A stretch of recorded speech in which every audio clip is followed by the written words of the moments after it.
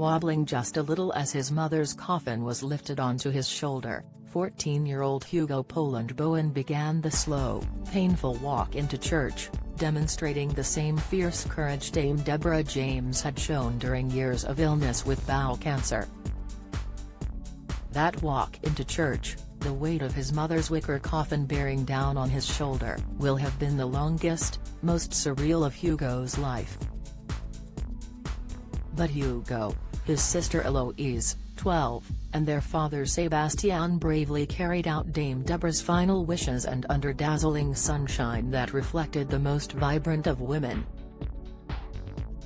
Deborah was the Bowel Babe campaigner, author and podcaster who raised more than £7 million for cancer research following her own cancer diagnosis in 2016, aged just 35. Dressed in black according to her wishes, the family had arrived walking behind the vintage Rolls-Royce hearse carrying her coffin, the peal of church bells the only sound on the suburban streets as people fell silent in respect while they passed. They inched along the road, dry eyes fixed, no tears allowed to fall, not publicly at least. Hugo then joined the pallbearers, his father behind him, holding his corner of the casket, as they began the march into St Mary's Church in Barnes, southwest London, where the family live, for a private service.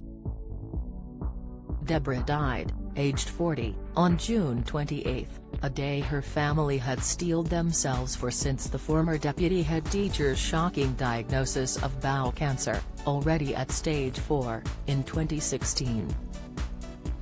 Lorraine Kelly, Gabby Roslin, Sophie Rayworth and McFly star Tom Fletcher and his wife Giovanna, all friends with Deborah through her campaign work, were among the mourners at the private service yesterday. But outside, the people of Barnes paid their respects. Claire Ferguson, 46, said, "I didn't know her, but as a Barnes resident we took her to our hearts.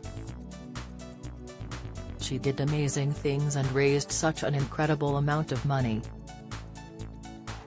She was full of character, you couldn't help but want to follow and support her. She's made me more aware, she wasn't much younger than me. I'm now more cautious than I would have been." That's what she wanted. Judy Wraith, 55, from nearby Putney, said, "It's such a sad story, but she made it such an inspiring story.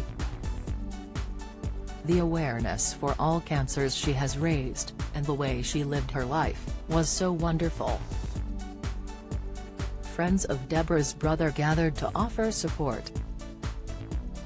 Patrick Aylwin, 32, said, "She was larger than life, she never stopped, it never abated even when she was ill.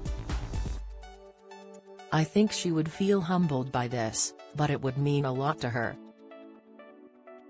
Inside the church, where the service was conducted by the Reverend David Cook, Deborah's children read poems, Hugo's written by himself, and Sebastian, her husband of 13 years, gave the eulogy. Other poems and readings were accompanied by cellist Charles Watt, who played music from Gabriel Fauré. Jazz singer Natalie Rushdie, a family friend who is married to novelist Salman Rushdie's son Safar, sang "Tell Me It's Not True" from Blood Brothers. The words reflected Deborah's reluctant acceptance that her cancer could no longer be treated when she was told in May. By then, she had already had 17 tumors removed and scores of chemotherapy cycles. After her initial diagnosis in 2016, she had overcome initial depression to raise awareness of bowel cancer symptoms.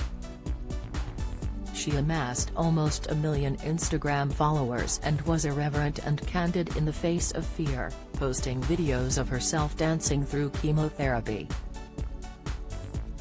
She co-presented the BBC podcast You, Me, and the Big C, and even in the weeks before her death, would not allow herself to let go. she raised £3 million within 48 hours of revealing she had ended treatment, and received a damn hood, presented by Prince William in her parents' garden. She once said, "You have got to have some fun. I'm not trying to make cancer look fun, it's not, but you have to do what you can to get through."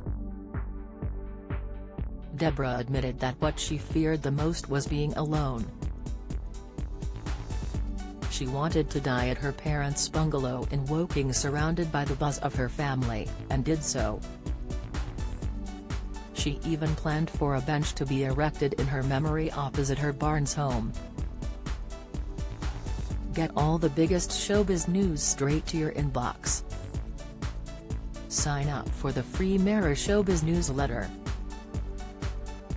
And she suggested she would quite like her ashes to remain at home, because she hoped she would never feel lonely that way. She said, "I'm the kind of person that wouldn't mind staying in the top drawer in the kitchen for a while." Well, yesterday, she was far from alone, wrapped in love of the stream of mourners. When her coffin emerged from the church, they huddled in the gateway as the hearse took her away. White roses, a variety named after Deborah and displayed at his Shears Chelsea flower show, on top of her coffin. They watched until the hearse disappeared out of view. Eloise, in a glamorous black dress, low heels and velvet headband which would have delighted her fashionable mum, resolutely mouthed yes, when her grandmother asked if she was okay. Then, still no tears shed, Sebastian held out his arm for his children to follow, and they began a procession in the opposite direction, towards a private wake. There, no doubt, the stoicism will have softened, and this would have been the part Deborah loved best. Do you have a story to sell? Get in touch with us at webcelebs@mirror.co.uk or call us direct at 0207 29 33 033.